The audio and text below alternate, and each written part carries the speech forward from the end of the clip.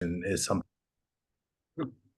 Burnout prevention is something that I think is really important for most of us, right? Because it involves taking care of ourselves. So for my graduate thesis, which was like 1,000 years ago, I came up with this kind of method, right? And the word is SAPPED, SSAAPPED, SAPPED. So like you're sapped of your energy, right? You're tired, things are being just drawn out of you. So the SS is signs and symptoms, right? What are the signs of burnout, right? Which is basically stress, right? So some of the signs of burnout would be what would be one sign for you?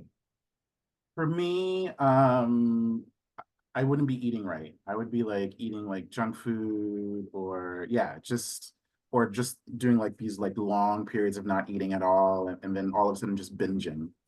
Right? So like behaviors, right? So we might be more isolating, don't want to really call anyone or leave the house even.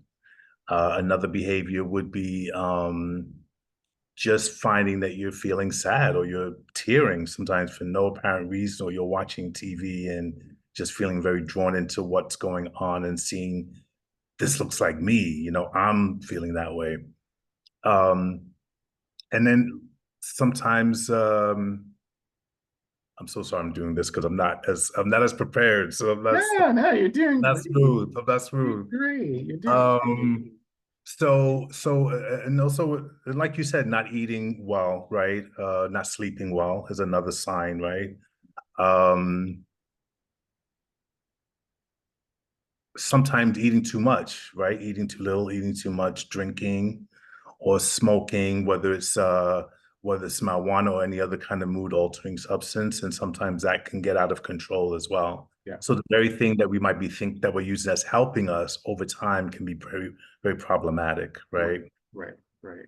So look at some of those things. So some of the symptoms in terms of your physical self, and then also looking at your behavior, Mhm. right? So burnout can also look like, well, I'm not going to go to the dentist, right? I'm not going to go to for my follow-up, my medical follow-up, even though you need to do it, right? So those types of things, you kind of put yourself off the front burner of things that you need to take care of for yourself.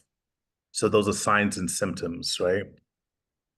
The next thing would be making an assessment, right? That's the other A. AA is Yeah. assessment and then awareness.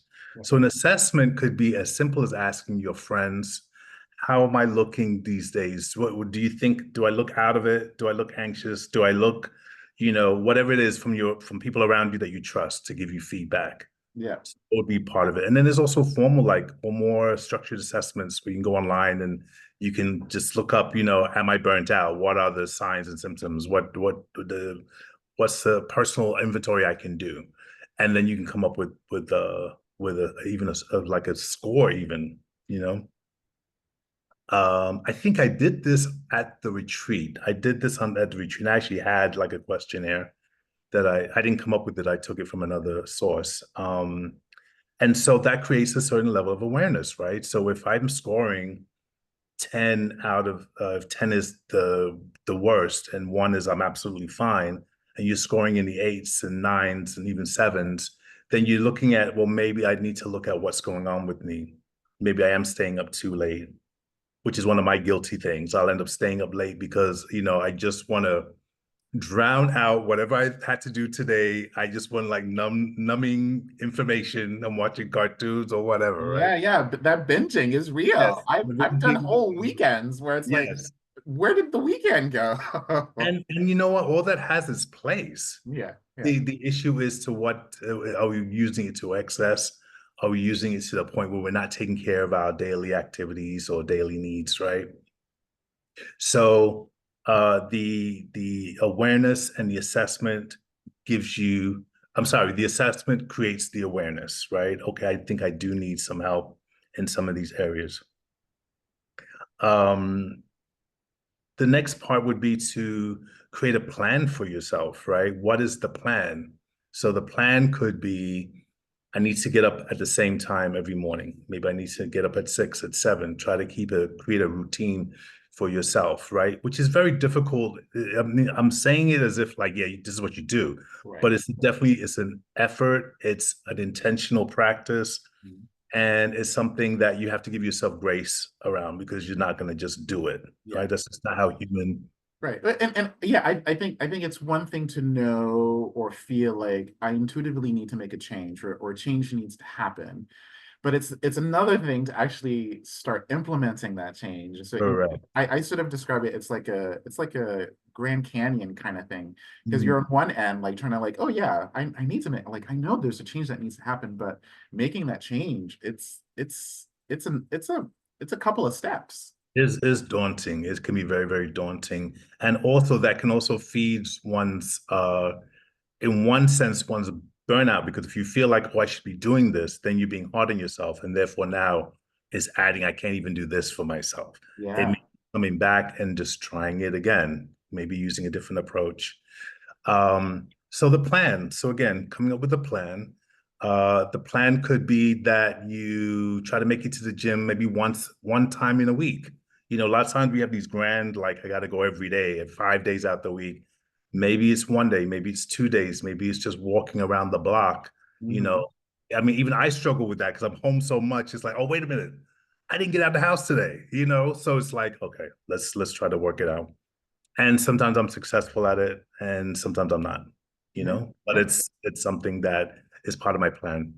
So um drinking water, looking at things that's going to take care of yourself. So hydrating oneself and sleep are probably two of the basic things. And sometimes those are the most elusive things. I know in my world, those can be very elusive. It's like a ebb and flow, right? Some days I'm on it, I'm on it, I'm on it. And then it's like, okay, I'm working on a project, I'm staying up so late, and then I'm just kind of off balance. Another plan could be scheduling time with friends, right?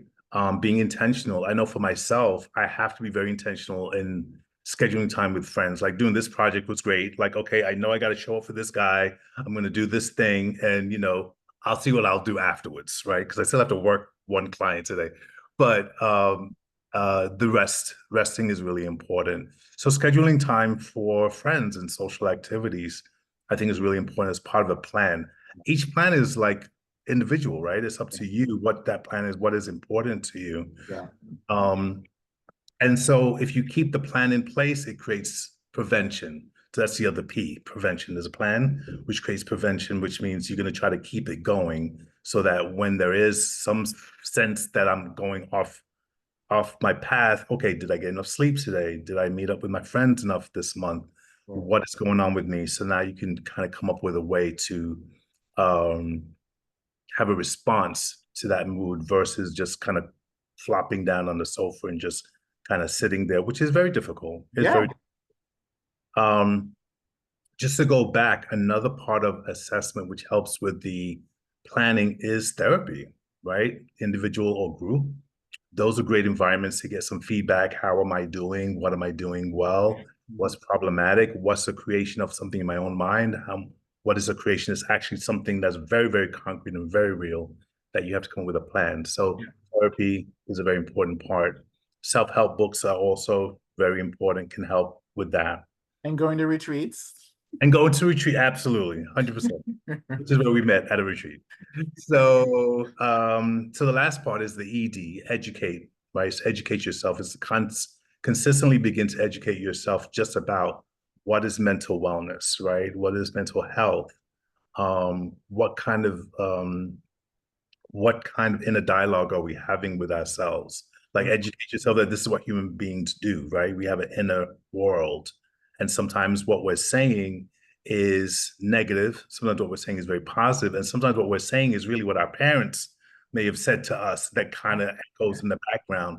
How much of that is real? How much of that is really something that I just need to be mindful about? So the education is just educating yourself on mental wellness. There's various things. There's things you can eat. There's vitamins you can take. There's places you can visit. There's vacations, things of that nature. And so that's kind of like the SAPPed, what I call the SAPPed method, SSAAPPED, Mhm. right? So signs, symptoms, assessment awareness, plan prevention, and education. I love it. I So love that's the little thing I used to do workshops on that actually. So yeah. So when we did the retreat, I did a version one of the workshops was a version of that. Yeah, yeah. Yeah, I think the challenge too, I know for me, is sometimes I'm forgetting that, working, I work in the mental health field, as so do you. Working in the mental health field, like the system just keeps on going, and it's up to us, and it's our responsibility to be able to sort of take a step back and be like, okay, I need to sort of focus on me. I need to sort of take responsibility for my own growth and my own healing. And I think sometimes it's hard for people to do that because I think we live in a society that says you got to keep on going, you got to go to the next meeting, you got to make the next phone call, you got to sort of hustle, hustle, hustle. And I like that sort of SAP idea to be like, okay, I need to sort of see the holistic picture here. Right, right. That is so true. And I think, as mental health workers, we are sometimes the worst individuals to take care of ourselves. We're very good at saying to other people, have you thought about this? Could you consider this? Did you read this? Here's an article, here's a worksheet, right? Very easy, but we tend to not do those things. Yeah. I'm not trying to paint a broad stroke here, but just in terms of when I prepared for my master's thesis, that was part of the thing, right? And there was one, and like I said, I did my master's 100 years ago. So there wasn't a lot about social service people. There was a lot about nurses, believe it or not, a lot of data on nurses. And nurses, you would think, oh, they're healthy, they're health conscious, and so on. And they would have a large percentage of nurses smoke, drink, do substances. It's there. The data is out there because of it's a pressured environment that human beings, you're seeing a lot of tragedy as therapists. We're hearing about a lot of tragedy and a lot of success, a lot of goals being achieved, but we're part of, like when a couple of my clients left treatment recently, and one of my things is to say I'm honored to be that you allowed me to be part of your journey. Because Oh, it's a journey, and you've allowed me to be part of it. And that journey can be very bumpy. yeah, It can be horrifying, yeah, but it could also be like such an amazing journey of growth yeah. and self-love, self-acceptance. And insight for both, right? Because sometimes I've been with clients where they've said something that I was like, whoa, yeah. And like just the insight, I think that sort of shared between both parties is huge. Yeah, Um, yeah, being able to be present and hear somebody's story, it's like what an honor for you right, to feel comfortable and vulnerable enough right. share not only just your trauma, but just your journey and your joys and your successes as Sure. well. It's yeah, honor is the only word I Great could think honor. It's a very, yes, yes, yes. But here's the other side to that too, right? Like I had a conversation with my brother the other day, and he says, "I don't know how you're able to do this work. I don't know how you do it. I can't do it." And there was a day that I was feeling quite exhausted that day, and I said to myself, not to him, I said, "Oh my God, how am I doing this? Do I still want to do it?" You know what I mean? Um, but it was a moment of being aware that I hadn't gotten out the house as much. I of. hadn't, Yeah, like you said, you may not eat a meal or skip a meal or something like that. But so therefore the need to take care of oneself gets put on the front burner. So the fact that we can kind of see what other people might need and suggest and offer, we have to do that for ourselves, right? And so the importance of our own therapy, our own, whether we're in a support group or individual therapy or periodically do that kind of work. For me, it's been ongoing. I've never really been out of therapy, but for a certain amount of periods of time. Um, one of my one of my professors in my graduate program, she said, actually, no, she was a supervisor in a drug treatment program while I was in graduate school. She said, you are the tool. Like a carpenter has a hammer, as carpenter has a saw. mhm, You are the tool. So you have to keep yourself sharp the same way you have to keep a carpenter has to keep their equipment sharp, but it has to be taken care of. And that always stayed with me. mhm. So to what extent am I taking care of this vehicle, this Yeah, body yeah, is part of that work as well. So yeah, and sometimes as like you said, it basically the rat race or the hamster wheel, we forget ourselves. Which I think you're right. Like, I guess I didn't see that way, that we are the tool. In the beginning of my mental health career, I always assumed wrongly Mm, that when we did our goals and objectives and created the treatment plan, and it's like, okay, so we have a marker, right? We have a place to go. Like, this is the direction, sort of very Western way of thinking, yes. right? Like, and then I started doing the work, and I'm realizing that sometimes that 6 months, that 3 months goal objective, maybe a little bit longer.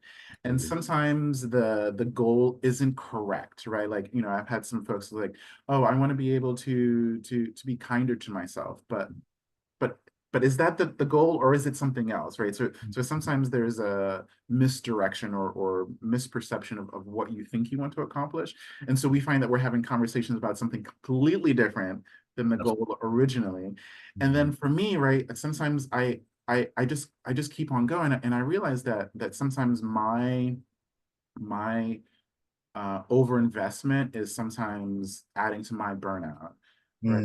Mm, Like sometimes I find like maybe I'm not necessarily pushing clients, but I find that I'm really sort of like investing in creating mm, that space for them to really hear themselves and really sort of pay attention. And sometimes that takes a lot, right? yeah. And so I go home and I'm like, why am I so exhausted?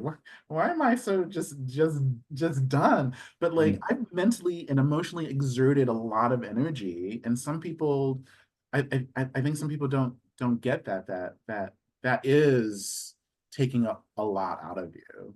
absolutely. Which is where I think supervision comes in, right? Supervision is also part of that self-care. Now, we're talking about maybe in the social services field, but let's say you're in some other kind of field. How much of the manager or your supervisor is involved in your work to either advocate for you or to help separate issues or prioritize goals. Like I think it's really important to have that external um, support. One supervisor said to me, "You should not be working harder than your client." Because I'm working harder than my client sometimes. You know what I Yeah, mean? yeah, yeah, yeah. Especially in my early years. Yes. Because I think in the early years, or maybe even sometimes throughout the career, our value gets connected to how well the client is doing when really the client is actually in their process. It has nothing to do necessarily with you, Hmm. even Welch. Maybe I need to get better training. Maybe I Right. need to speak to my supervisor twice that week instead of one time that week, but I should not be exhausted in that sense, but our work is exhausting. Yes. Yeah. So it is what it is. And it's usually a lot of time, I don't know if this has been your experience, but a lot of times it's the stuff around the clinical work. So it's like maybe your coworkers, maybe it's administration, maybe Oh, it's yeah. clients you have to see, or things of that nature. What do you Meaning the insurance, right? Like markers, right? And like just dealing with insurance alone is tiresome. 100%, 100%. But Yeah. you're right. It's sort of the things around, right? That sometimes add to it. And like you said, not working harder than your clients in the sense of like, I'm investing a lot in me viewing and seeing your potential. How can I pull that potential out of you for you to even acknowledge it, or for you to sort of sit with it? And sometimes you're right. I got to take a step back and let them process that. Or working with clients who are dying. Like, I've had sat with folks, and and it's just sitting with folks with that process. Mm, There is no particular goal, right? Like, they've yeah. done everything. Now it's just like this other way. And Mm, that really shifts the need to meet a goal, right? Like, it sort of shifts that perspective for me, at least. right, right. I really haven't had, I don't think, any experience working with someone who's dying. Like I know they are in the process of dying, right? Um, Significant illness, other people dying in their lives, or things of that nature. But yeah, it changes what is time, what a time when somebody's dying, what is time. Um, And again, even more so to take care of oneself. And I know there's in the Bronx, we have Calvary Hospital, which is really where people go to pass away, right? It's supportive care. Is palliative. Is that the word? Yep. Palliative Yep. care? Yep. Yeah. And they have support groups for the staff. They have various support groups for people in the community all around death and dying. So it's almost like a whole nother process, though I'm saying that theoretically because I'm not in it, but Yeah. it's another, it's like if you work in addiction, it has its own kind of vibe. And if Yeah. you work with children, Yeah. there's a vibe there, kind of, if that makes sense. Yeah, yeah. I've worked in the prison system. I've worked with Mhm. folks. Currently working with folks in addiction, and Mhm. past wise worked with folks who are dying. And you're right; they're all sort of like energetically, they Yes. feel a lot different. Yeah. Yeah. But I think for me, it's always holding space. Mm. And that takes a lot of energy, and I think regardless of the modality that you're using, just holding space alone is a lot too. Absolutely. Absolutely. Yeah. It's definitely because that's really what we kind of do, Yeah, basically. And like in one way looking at it, we hold space and therefore we really got to take care of ourselves, yeah. in terms of the burnout. The other thing too is like recognizing what if you're working with a population or you're working in an industry, is it really a fit for you, right? So if I'm into social justice and I'm working for a pharmaceutical company and I'm not in really in agreement with the values, Mhm. but they pay really good, that can create a certain stress of value conflict, Mhm. right? So how do I work that out because I'm stressed out at work? I Mhm. don't really like the work. I'm selling my soul. So I've heard one person say, I feel like I'm selling my soul for the money, but I don't. So also looking at, I worked with kids for a long time. I worked with addicts for a long time. Now I could do pretty much, I'm good overall, but I've settled in on adults and older teenagers. But my areas are trauma, addiction, and of course the mood disorders, right? Depression, anxiety, etc. And finding your niche, finding it, like you were saying before, you kind of leaning towards groups, right? In the kind of the workshop format. I was a director for two programs and hated them. I got paid the most, and I was the most depressed in those jobs. So I Really? realized I can't do administration. I cannot do that level of administration.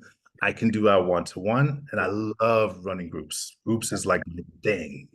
You know what I mean? yeah, So yeah. it took a lot of like bumping your head against a wall, like, oh, yeah, but I could do it this time. Boom. Oh no, I can't. So it's like, oh, okay, we're not gonna do this anymore. This is not a great thing. And I find, I've just felt better about what I do when I do clinical work. Yeah, yeah. So I'm curious, what do you use a particular modality? Do you use I like have a range. No, I don't have one modality. In fact, I was in an interview the other day and they were talking about that. And I was like, yeah, but I use, CBT, blah, blah, blah. Oh, yeah, but I also use psychodynamic.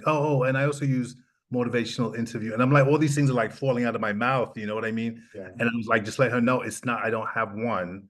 But some people feel very grounded in a particular approach yeah, because you have a specific area to pull from yeah, and you can maneuver within that. So I'm just more eclectic. I haven't been specifically trained in one modality. I've been trained in a variety of modalities. yeah, I'm just not, how you say, certified as this, certified as that, certified as this. yeah, yeah, yeah, But you have your trauma. I'm certified as a trauma professional. I've done that.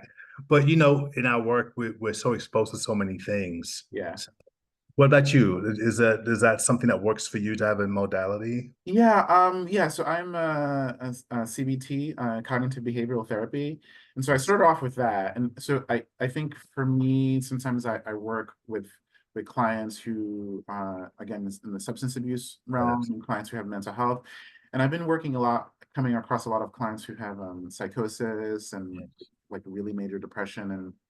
And so I find that sometimes I could get lost Yeah. in in sort of like their story. Yes. And so I think sometimes for me, certain modalities work better. Like you, I am eclectic, but I definitely started off with a base, and sometimes it's good to sort of go back to that. Like Absolutely. it gives me that point of reference to be like, Yes. okay, so we need to maybe focus more on the cognitive piece, Right. or maybe we need to look at the behavior, maybe swing around and look at some somatic stuff, Hmm. right? Yeah, Absolutely. yeah. Absolutely. Just give you a grounding. Mm-hmm. Yeah. Yeah, because sometimes I think depending on what the patient or client or participant is sharing, I'm in it. I'm like in it, and sometimes I get lost in there, and I'm like, Mhm. oh, where are we? Where are we going again? Right. Right. Right. And so And that's why you, yeah, go ahead. and so for me, yeah, sometimes it's good to have that base of to go back from like, okay, what's the goal that we're working on, and how does This the is what goal they sort do. of Yes. attach to my modality, right? And sometimes I find that some clients, they don't do well at all with cognitive behavioral. Like that's this some clients do better with motivative, Mhm. and that's just getting them motivated to the process of change, whatever that looks like. And sometimes clients are just centered, or like just client centered, and I just focus on they're leading the conversation and I'm just following them. Um, Right. and sometimes I don't give homework. I like giving homework Mhm. because I think homework, you're practicing all of that, all of those skills, and then you're coming back into the session and talking about what worked, what didn't work. And so Mhm. I find like homework is another good anchor to have. And some modalities, they don't even like, Right. because for Right. me Right. it's like in my head it's like the clients come in, participants come in, and they're only talking about it then for that hour, 45 minutes. What about the And rest of your life? and then the rest of their and then the rest of their life, right? Yeah. They're doing it, and so I feel like sometimes homework is another good way of grounding Right. a particular session, because you build off of that, right? Like you build. Absolutely. Absolutely. Absolutely. Yeah. That's why I like to review goals, periodically in the work and so on. But and sometimes sometimes I brought up with some clients, just the fact that you showed up today is a huge accomplishment. Yeah, You yeah. crossed the threshold Mhm. into the office. Mhm. That is huge. When people Yeah. start thinking, well, I'm not doing this, I'm not doing that, I'm not accomplishing this, but you're here, you're Mhm. talking, you're sharing, you're talking about things you don't have to talk about. Yeah. So even on that fundamental level, to really kind of provide that holding space Right. for that. And I've had clients where like we were right, they just keep coming in, but everything else in their in their life is just either not Yeah. working or falling apart or about the Mhm. same, but they just keep on coming in, and I'm like, Mhm. that's great. and Right. and sometimes the western side of my brain is like, oh man, you're not And that's accomplishing more. anything, you need to do more, why don't you do. And I have to go, no, this is their journey. And Right. that's where, going, the burnout happens, because again, I'm investing so much into their process. And again, because I see the spiritual and mental Mhm. capacity and potential in them to be able to do more. But that, again, that's my thing. That- Absolutely. That's Absolutely. not their thing. Yeah, yeah. But it's interesting you said that, because even for you, if it's in terms of like taking care of oneself, right? Like say moving away from the client or participant, are we doing our own spiritual work? Are we going to church? Are we going to the mosque? Like whatever it is, that spiritual strength base that we may have. Some people that's not where their strength comes from, but for some people who that is part of their strength base, are you tapping into it? Are you Mm, tapping into the gym? Is that your thing? Is that the church, the gym? You know what I mean? okay. Then that's probably why you're not feeling so happy, or that's why you're feeling more burnt out, because you're not doing that thing that really kind of gives you the energy, and looking at the barriers as to why we're not. Um, so yeah, burnout can be very Yeah, insidious. insidious. Insidious. Thank you, thank you, thank you. Yeah. Trying to do about 5 cent words. It could be a slow burn. You don't Do know you feel like recognize. growing up, like in your education, in your early years, do you think people talked about that? Did you hear people talk about burnout? Like, was I feel like it's like the new cool thing now to be Hmm. focusing on self-care, to be focusing on. Yeah, I think it is kind of like, yeah, I think there's a level of acceptance of that this exists, right? And there's something called mental health. I think the pandemic was huge about that. That put everything in the front on the front burner about self-care, mental health, and so on. Um, Trying to think. I think there was an author named Freudenberger in the 70s. He's the one they say identified this idea of burnout. Mhm. So it's been there like since the 70s, 80s. It's been there. But in terms of the level of awareness, I think it's really big now. But when I started to do my thesis, that was the first person, that was the name that went back the longest that came up with these ideas of what burnout is, what is stress related to work is, and coming up with a kind of a format or a structure of how to look at it. So yeah, it's out there. It's been out there, but I'm curious why you chose that for your thesis. because I was burnt out. Oh, okay. Let me tell you my story. My story was I was in a graduate program, uh, and whatever thesis I came up with the professor, they were like, "No, you can't do this. You can't compare the Holocaust and slavery. You can't do this and you can't do that, and so on." And so I remember one time, and I was the president of the student council uh, body at the graduate school. So I was working full time, going to school full time. I was working in the methadone program, right? Also, that was my job. So working with addicts and loving the work, Yeah, but yeah. at that point doing school at the same time was very exhausting. And I just said In to New myself, York, in New York, right? New York. in New York, in the Bronx, Yeah. and I have a history of asthma, and my asthma had like was returning, like moments of having this the tightness of breathing. And I said, this has got to be, other people must go through something like this. This is crazy. And I just started doing research, and that's when I found all this research on nurses. And then then I figured out, well, what if we look at stuff related to social workers, social service people, like what's out there? There wasn't as much, but there was stuff out there. So my own experience of doing a student council president, school full time, work full time, is just things that I would normally have done to take care of myself. I wasn't doing. I wasn't eating right, sleeping right, etc. And so that's what informed me to try to do that. Like find out what is this, you know, Hmm. what's that? Yeah. Yeah, because I think unlike other professions, like you said, we are the tool, and and that tool is always on.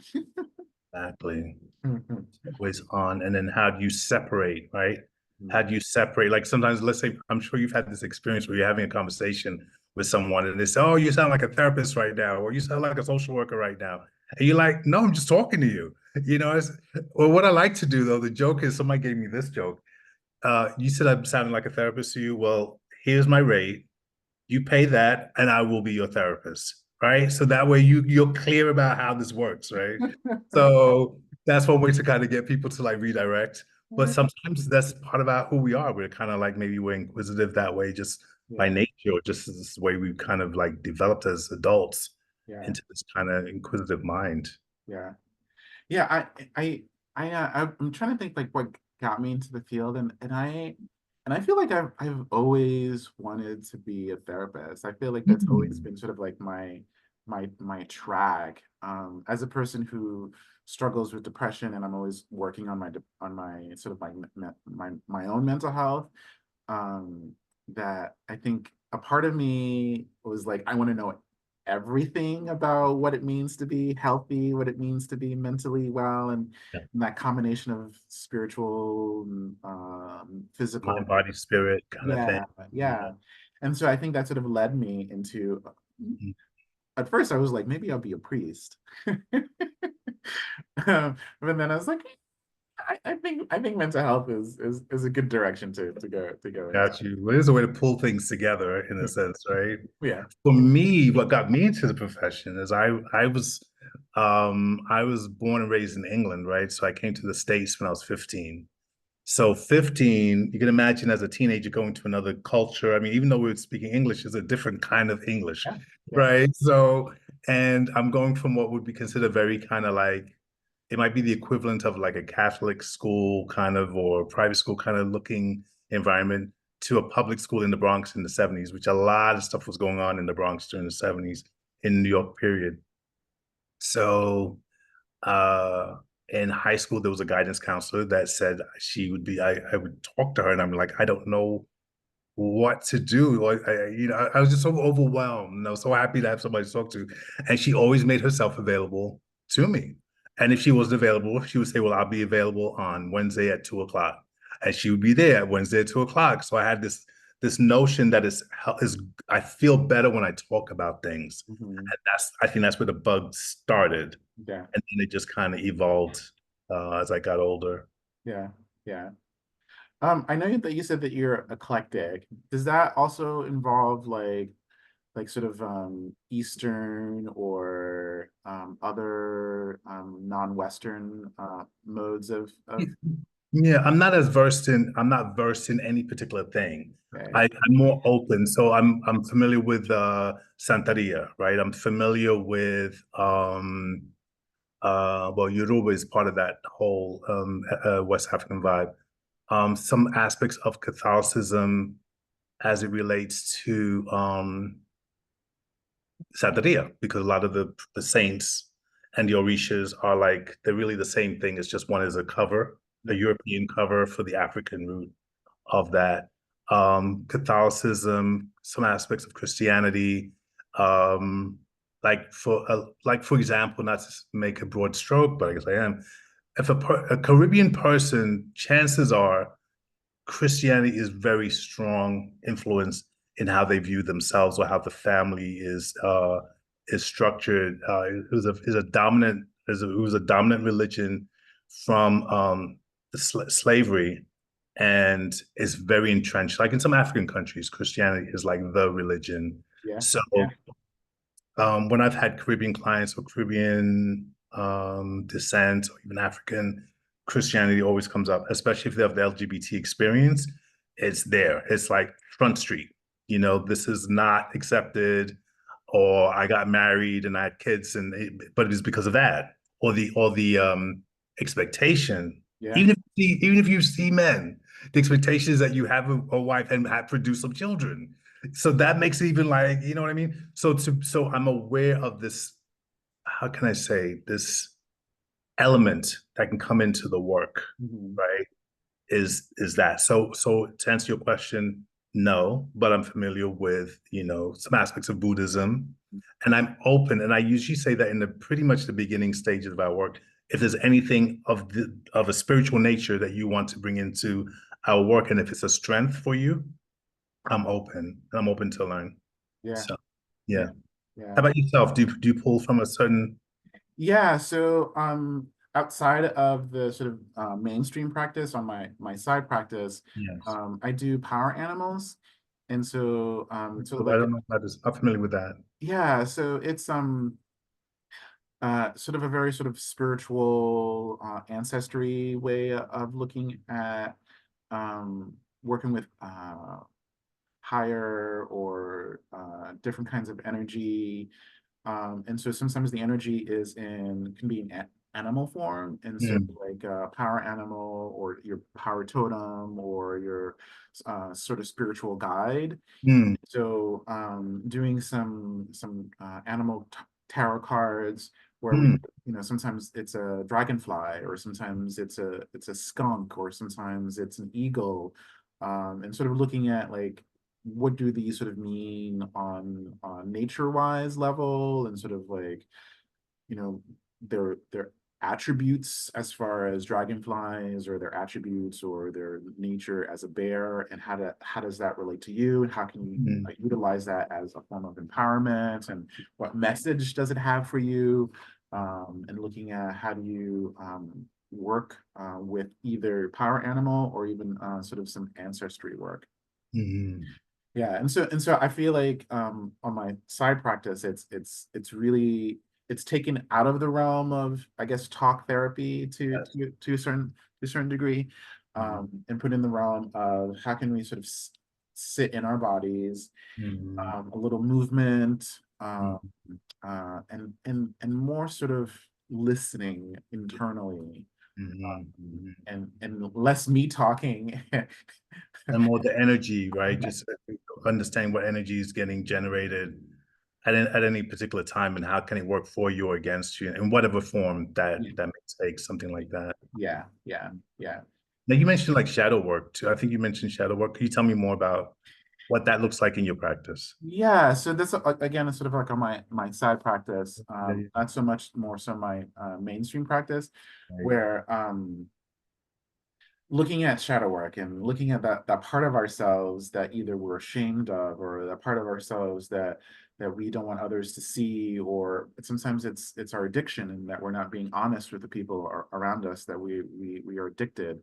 And again, addiction can come in many forms. It's also in behavioral aspects, right? Gambling or online pornography.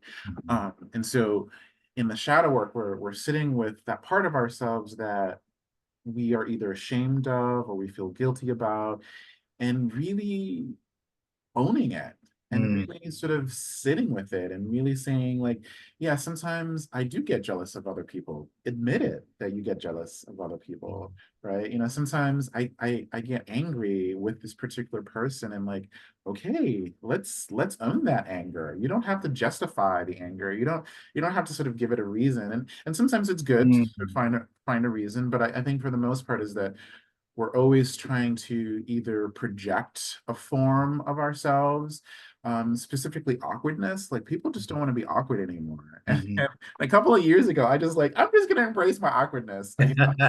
I say things that don't make sense. I'm stumbling over myself. Like I have things in between my teeth, and Yeah, people yeah. aren't not telling me that I have things between my Right, teeth. right, right, right, right. So it's really embracing all of that, like those parts that people say you need to be perfect. You need to present Right, yourself in like right, a right. professional manner. You need to sort of say the right thing, and know how to pull it, and like, I can really identify with that, by the way. Yes. 100%. and the Yeah. shadow work is really sitting with like, yeah, no, there's a duality, right? Like, Mm. as much as you want to work on your shit, sometimes you got to Taking it. be able to accept your shit, Yeah. right? Like, working and accepting are so different, and I don't think people get that. Like, I want to work on it because I don't pay attention with it, right? I want that to go away, or I want to control it, or I want to make it disappear, and like my trauma is not going to disappear, right? Like, Right. I gotta be able to work with that trauma, and Yeah. find ways of coping. Right. So Right. shadow work is really going into those Mm. um those really uncomfortable, scary, non-acceptable places. Again, like, folks who are queer, Mhm. that holds a lot of shame. I know, as a person, from Haiti, right? Like, just Mhm. just the idea of like, oh, what? Oh yeah. Hey, another one. Christianity strong, right? It's so Strong, strong, strong. so And then so you have the more spiritual aspect of Haitian spiritual culture, right? So it's like yeah, a lot yeah. to navigate. Every Sunday, and for about 2 hours, like, Yes, yes, Protestant, right? Like, just yes, yes, yes, yes, sitting in church, and I'm yes. like, oh, okay, okay, this is happening. Yeah, And yeah. there's a part of me like, yeah, okay, maybe I could see myself being a priest, and Right, then, right, right. Which would make sense, right? Because that's kind of like yeah, yeah, it's a place of healing. It's a place where people can express right, themselves. So there would be some kind of, I can understand there would be some kind of like affiliation. Like I can be this. But then there's this other part where like one of my clients who strong Southern background, uh Pentecostal, you go to church, you're there all day long and so on. He was found out that he was queer, and the whole church were like trying to pray the devil out of him as a young person. Could you yeah, imagine, as a young person, yeah, whole church's energy is turned towards right, you right, in right, this practice, right, and it wasn't only just one time. You yeah, know what I mean? yeah. So it's like and then you're dealing with like the disillusionment of your spirituality, because like you are a Christian, I'm a Christian, Yeah, but what about this part of me yeah, doesn't accept me? So yeah, how do you deal with that kind of discordant yeah, experience? yeah. And shadow work says that you got to befriend your demons, right? Like Mm, growing up in that sort of framework, right? It's always good versus evil. You got to be mm, righteous. You gotta defeat your demons. You gotta like pounce your urges out. And shadow work says no, like there's a place for all of that stuff, and mm, it's not letting it control you, right? Because that's what an addiction is, right? Your addiction is your demons out of control, mm, because they are now in the driver's seat, and it's sort of again finding that not necessarily balance, because I don't think in my terms like mm. balance is, but finding this sort of like um, I guess balance, for lack of a better word. Coping mechanisms, Yeah, coping mechanism. Yes, yeah, navigating, how to navigate, resilience, right? resilience, Getting a little absolutely. resilience. Yeah, yeah. Yeah. But shadow work is, using the sort of the Christian framework, is that you are befriending your demons, right? And you are sitting with that part of yourself that you find ugly or you believe to be ugly, Right. right? And being able to sort of own it. Hmm. That's fascinating. Yeah. Yeah, yeah, I think after this conversation, I want to know more about shadow work, because yeah, I'm not trained in shadow work. I haven't done any kind of, but my colleagues and friends, when in the industry, so to speak, I hear it from them. yeah. Powerful work, very Yeah, powerful. yeah. Carl Jung sort of Like, started it, and mhm, and he was also into a lot of mysticism and sort of mhm. that spiritual realm, and that's sort of where the shadow work Yes. came into play. Mhm, mhm. Well, Stephen, we're getting ready to wind down. I want to So, thank you so much for sitting with me and talking about absolutely. burnout, and what does that mean and what does that look like. And so usually the way I like to end, what are some practical day-to-day stuff, advice that you could give folks if they acknowledge that they're burnout, right? Mhm, mhm, Or maybe, how do they acknowledge that they're burnout? mhm, So mhm. like two or three things that you could think of that folks could start practicing, or acknowledging that maybe they are burned out. Good question. The first thing that came to my mind when you were saying this was extend grace to yourself. Mm, Extend grace. There's no book that's gonna get us through this thing. There's no course that you take. You know what I mean? I think the second thing is also to move your body in any way, mm. or because I'm guilty of that. I don't do it like I was doing it, let's say 6 months ago. So I'm conscious of having to like literally, I have a step thing in my phone and I walk around the apartment sometimes just to get the steps in. So I'll do things like that. Um, and I think the other thing too is being able to rest, Mm, get some quiet time, be somewhere quiet if that's something that works for you. Like, so for me, if I'm around nature, around trees, around lakes, oceans, that's very helpful for me to do. mhm. So that's the three things I would come up with. Nice. Awesome.